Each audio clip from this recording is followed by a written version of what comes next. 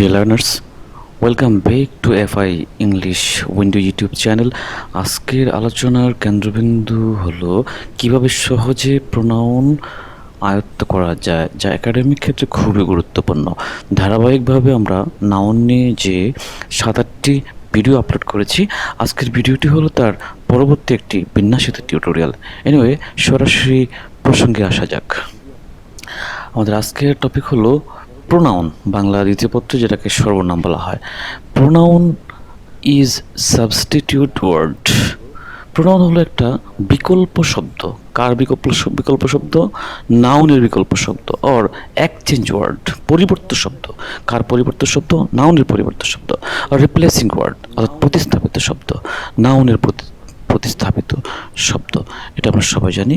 যেমন আমরা যদি একটু ইটিমোলজিক্যালি যদি আলোচনা করি, এই প্রিফিক্সটার অর্থ হলো পরিবর্তে বা পূর্বে। নাউন হলো নাম, সো প্রোনাউন হলো নামের পরিবর্তে, অর্থাৎ নামের পরিবর্তে যে ওয়ার্ডগুলো বসে সেগুলো হলো প্রোনাউন। সুতরাং প্রোনাউন হলো নাউনের বিকল্প শব্দ বা প্রতিস্থাপিত শব্দ বা পরিবর্ত শব্দ। যেমন আমরা কিছু এক্সাম্পলিফাই করতে পারি। ফিজা ইজ আ ট্যালেন্টেড গার্ল। ফিজা এখানে হলো নাউন। তো আমরা পরে আরেকটা সেন্টেন্স লিখেছি তার সম্পর্কে, she is a student of class 9। তাহলে শি কেন হলো? শি হলো ফিজা এর পরিবর্তে একটা ওয়ার্ড ব্যবহৃত হলো যেটা ফিজাকে বোঝাচ্ছে। সো শি হলো এখানে প্রোনাউন। তারপর she is the first girl of our class. সে হলো ক্লাসের প্রথম ছাত্র। তো এই যে শি, বারবার আমরা যদি এখানে লিখতাম Fiza is a student of class 9, Fiza is the first girl of our class, তাহলে কি হতো? এটা একঘেয়েমি হতো, মনোটোনাসনেস সৃষ্টি হতো। সেই জন্য প্রোনাউনগুলো নাউনের পরিবর্তে বসে সে মনোটোনাসনেসকে বিদূরিত করে এবং একটা সৌন্দর্য সৃষ্টি করে। তাহলে আমরা দেখলাম যে প্রোনাউন। এবার আমরা একটা এক্সাম্পল দেখি। We are playing cricket. আমরা ক্রিকেট খেলছি। এখানে উই কারা? উই এখানে এক্স ওয়াই জেড অনেক নাম আছে। হ্যাঁ, যে অনেক নাম থাকতে পারে, রুবেল, হ্যাঁ, রোমেল, হিমেল, এমন অনেক হতে পারে, 10 জন হতে পারে, 15 জন হতে পারে। প্রত্যেকেরই কিন্তু আলাদা আলাদা নাম আছে। তো সেই নামগুলো না বলে একসঙ্গে বলা হয় যে উই আর প্লেয়িং ক্রিকেট। এখানে উইটা হলো সেই নামগুলোর সাবস্টিটিউট ওয়ার্ড অথবা এক্সচেঞ্জিং ওয়ার্ড। তো এগুলো পরিবর্তে বসেছে। In the same way they are making noise. এখানে দে বলতে এখানে 100 জন হতে পারে, এখানে 5 জন হতে পারে, 2 জন হতে পারে, 50 জন হতে পারে। প্রত্যেকেরই আলাদা আলাদা নাম আছে। সেই নামগুলোর পরিবর্তে একসঙ্গে বোঝানো হয়েছে এই দে দ্বারা। সো এই যে দে হলো একটা প্রোনাউন। এগুলো খুব সহজ। ইংরেজি ভাষায় প্রায় আমার দেখা এখানে আমি 72 প্রোনাউনগুলোকে আমরা এখানে তুলে ধরেছি। তোমরা ইচ্ছে করলে একটা স্ক্রিনশট দিয়ে প্রোনাউনগুলোকে দেখতে পারো। আমি একটু জাস্ট প্রোনাউন্স করেছি। I, we, me, mine, us, our, you, your, yours, she, he, her, hers, him. In the same way এভাবে অনেকগুলো আছে। তোমরা একটা স্ক্রিনশট দিয়ে দেখে নিও। যেমন আমি একটু ব্যতিক্রম ধর্ম, যেগুলো তোমাদের সাথে বেশি একটা অপরিচিত, যেমন দেয়ার, দেয়ার্স, হ্যাঁ, তারপর such, whose, whichever, whoever, anything, each other, everyone, neither, nor, either, or, no one, nothing। এই যে শব্দগুলো, all, any, several, হ্যাঁ, এই যে myself, yourself, এই যে এগুলো সবই হলো প্রোনাউন। তবে এখানে 72টি প্রোনাউন আছে। তোমরা একটা স্ক্রিনশট দিয়ে প্রোনাউনগুলোকে একটু দেখে নিতে পারো, তোমাদের জন্য উপকার হবে। তো এখানে অনেকগুলো প্রোনাউন রয়েছে। তো আমরা এই প্রোনাউনগুলোকে কতগুলো ভাগে বিভক্ত করেছি, প্রায় 14টি ভাগে আমরা বিভক্ত করেছি। এখন ধরো প্রোনাউনের ক্লাসিফিকেশন নিয়ে অনেক কনফ্রন্টেশন আছে, যে কেউ প্রোনাউন 8 প্রকার, কেউ 7 প্রকার, কেউ 11 প্রকার, কেউ 12 প্রকার। তো আমরা খুব সহজে বর্ণনা করার জন্য 14 ধরনের প্রোনাউনকে আইডেন্টিফাই করতে পেরেছি। যেমন পার্সোনাল প্রোনাউনগুলো কি? এখানে আমরা পার্সন থেকে পার্সোনাল, অর্থাৎ পার্সনের পরিবর্তে প্রোনাউনগুলো হবে। যেমন we should take care of our children. এখানে উই হলো প্রোনাউন এটা একটা পার্সন থেকে এসেছে। হ্যাঁ, তো অনেকগুলো নাউনের পরিবর্তে পার্সন থেকে প্রোনাউনটা এসেছে। So person I, he, she, they, এগুলো হলো পার্সোনাল প্রোনাউন। তারপর হলো ইমপার্সোনাল প্রোনাউন হলো পার্সোনাল প্রোনাউনের বিপরীত, অর্থাৎ সেটা দ্বারা পার্সন বোঝাবে না। The boy bought a nice flower bouquet, ছেলেটি একটা দারুণ একটা ফুলের তোড়া কিনলো। He gifted it to his friend, সে তার ফ্রেন্ডকে এটা গিফট করলো। এই যে ইট বলতে বোঝানো হয়েছে নাইস ফ্লাওয়ার বাকেটকে বোঝানো হয়েছে ইট দ্বারা। সো এখানে ইট হলো একটা ইমপার্সোনাল প্রোনাউন। আমরা নেক্সট চলে যাই ডেমনস্ট্রেটিভ প্রোনাউন। ডেমনস্ট্রেট শব্দের অর্থ হলো স্পষ্ট করে বলা, নির্দিষ্ট করে বলা, একবার দেখিয়ে দেওয়া, ডেমনস্ট্রেট করা এই শব্দটা। তো ডেমনস্ট্রেটিভ প্রোনাউন হলো দিস ইজ, যেমন this, these, those, that and such. তো এই প্রোনাউনগুলো হলো ডেমনস্ট্রেটিভ প্রোনাউন। এইসব প্রোনাউনগুলো দ্বারা নির্দিষ্ট করে বোঝানো হয়। যেমন দিস ইজ মাই ওয়াচ, এটা হলো আমার ঘড়ি। তো দিসটা হলো এখানে ডেমনস্ট্রেটিভ প্রোনাউন, ডেমনস্ট্রেট করেছে, এই ওয়াচটাকে ডেমনস্ট্রেট করেছে। ডিয়ার লার্নার্স, নেক্সট আমরা আলোচনা করব ইন্টারোগেটিভ প্রোনাউন।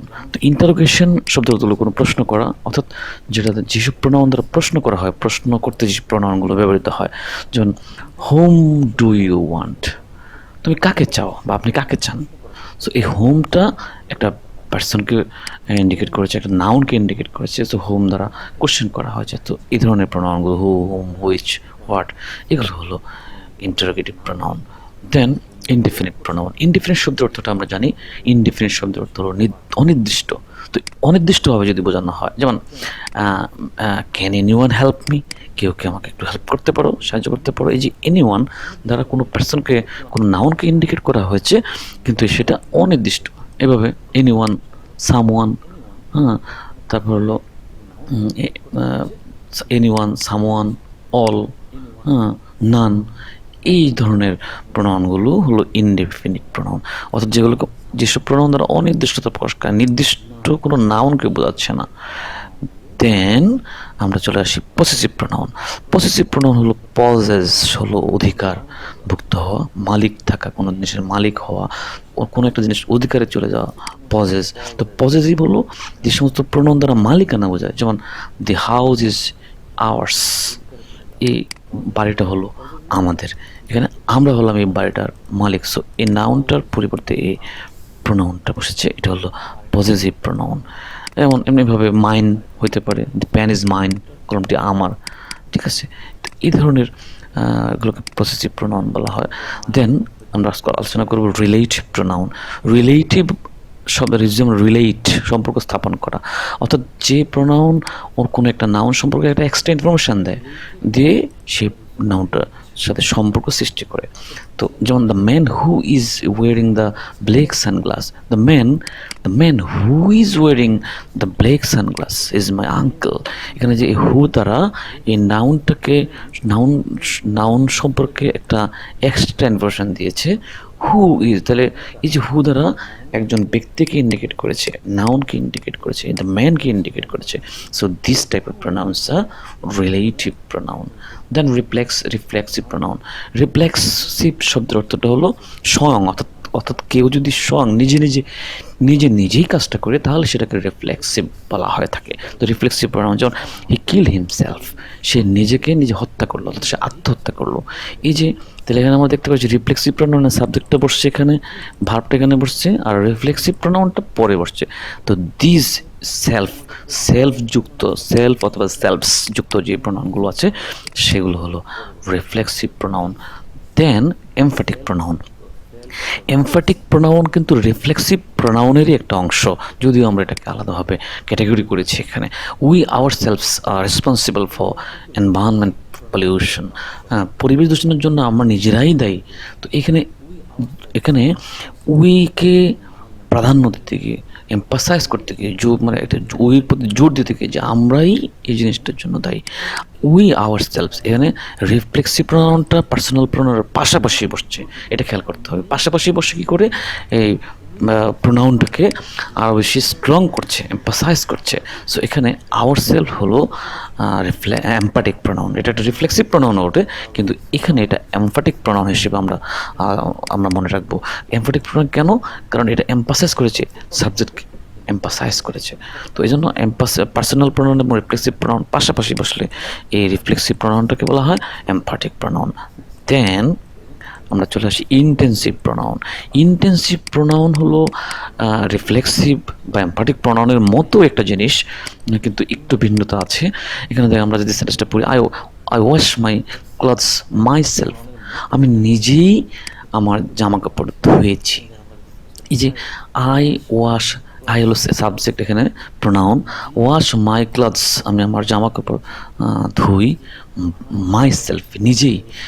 এখানে একটা জিনিস খেয়াল করতে হবে, রিফ্লেক্সিভ প্রোনাউনটা হলো বসে, আমরা দেখেছি রিফ্লেক্সিভ প্রোনাউনটা বসে কোথায়, এই যে সেন্টেন্সের মানে অবজেক্টের জায়গাতে, এখানে দেখেছি অবজেক্টের জায়গাতে বসেছে।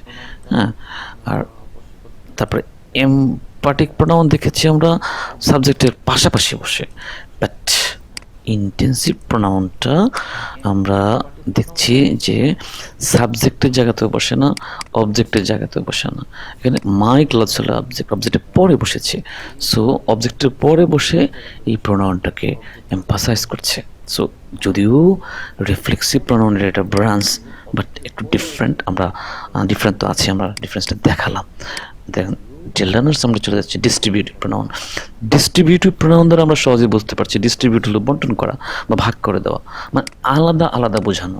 একটা প্রোনাউনকে, একটা নাউনগুলোকে আলাদা আলাদা বোঝানো। যেমন ইচ বয়, এখানে এই যে ইচ শব্দটা হলো distributive pronoun. Each boy will get an apple. তো এই যে প্রত্যেককে আলাদাভাবে বোঝানো হয়েছে, অর্থাৎ বন্টনমূলক। এটা প্রত্যেককে বন্টন করে দিতে হবে অ্যাপেলগুলো। তো এই জন্য প্রত্যেককে এই যে ইচ দ্বারা বোঝানো হয়েছে, ইচ অথবা এভরি, এই প্রোনাউনগুলো হলো ডিস্ট্রিবিউটিভ প্রোনাউন। দেন ডিয়ার লার্নার্স আমরা চলে যাচ্ছি রিসিপ্রোকাল প্রোনাউন। রিসিপ্রোকাল শব্দের অর্থটা হলো পারস্পরিক। সো রিসিপ্রোকাল প্রোনাউন হলো পারস্পরিক, যে সমস্ত প্রোনাউন দ্বারা একজন আরেকজনকে বোঝায়। যেমন দে লাভ ইচ আদার, যে ইচ আদার এই প্রোনাউন হলো রিসিপ্রোকাল প্রোনাউন, অথবা ওয়ান অ্যানাদার, রিসিপ্রোকাল প্রোনাউন। দেন ডিয়ার লার্নার্স আমরা এবার চলে যাচ্ছি, শেষ পর্যায়ে চলে আসছি আমরা টিউটোরিয়ালটির। তারপর হলো আমরা একটা ক্যাটাগরি করেছি, আমরা অলরেডি 12টা প্রোনাউনকে ক্যাটাগরিজ করেছি। এবার আমরা দেখাচ্ছি সাবজেক্ট প্রোনাউন। আর সাবজেক্ট প্রোনাউন হলো যে প্রোনাউনগুলো, এটা খুব সহজ, এটা অবশ্য অন্যান্য প্রোনাউনের একটা ব্রাঞ্চ, যদিও আমরা এটা ক্যাটাগরি করেছি। সাবজেক্ট প্রোনাউন হলো যেসব প্রোনাউনগুলো সাবজেক্টের জায়গাতে বসে, শুধুমাত্র সাবজেক্টের জায়গাতে বসে। যেমন they should go for study tour, তাদের একটা স্টাডি ট্যুরে যাওয়া দরকার, উচিত। তো এখানে সাবজেক্টের জায়গায় বসেছে। তো সাবজেক্টের জায়গায় যে সমস্ত প্রোনাউনগুলো বসবে সেগুলো হলো সাবজেক্টিভ প্রোনাউন। আবার অবজেক্ট প্রোনাউন, তো অবজেক্ট হলো যে সমস্ত প্রোনাউনগুলো, যেমন ইউ শুড ওয়ার্ন দ্যাম, তাদেরকে সতর্ক করা উচিত। তো ইউ শুড ওয়ার্ন দ্যাম, তাদেরকে সতর্ক করা উচিত। এই যে তোমার এই যে দ্যাম, এই প্রোনাউনটা সাবজেক্টের জায়গায় বসে নেই, অবজেক্টের জায়গায় বসেছে। সো যে সমস্ত প্রোনাউনগুলো অবজেক্টের জায়গায় বসবে সেগুলোকে অবজেক্ট প্রোনাউন হিসেবে আমরা ক্যাটাগরাইজ করতে পারবো। দ্যাম, হিম, হার, দেয়ার। তো এইভাবে আমরা ইউর এমন বলতে পারি। সো এই 14 ধরনের প্রোনাউন নিয়ে আমরা যে একটা আলোচনা করলাম, I hope that you are greatly benefited. তোমরা খুব মনোযোগ দিয়ে ভিডিওটি দেখেছো, ভিডিওটির সাথে কানেক্টেড থেকে আমাদের চ্যানেলকে ধন্য করেছো, সেজন্য ধন্যবাদ। যারা আমার চ্যানেলটিকে ইতিমধ্যে সাবস্ক্রাইব করেছো তাদেরকে ধন্যবাদ। আর যারা সাবস্ক্রাইব করোনি, যদি তোমাদের ভিডিওটি একটু উপকারে এসে থাকে তাহলে অবশ্যই একটা লাইক করবে এবং কমেন্ট করে এটার যে অ্যাকশনটা তুমি জানাবে, আর অবশ্যই সাবস্ক্রাইব করে নেবে। ধন্যবাদ সবাইকে।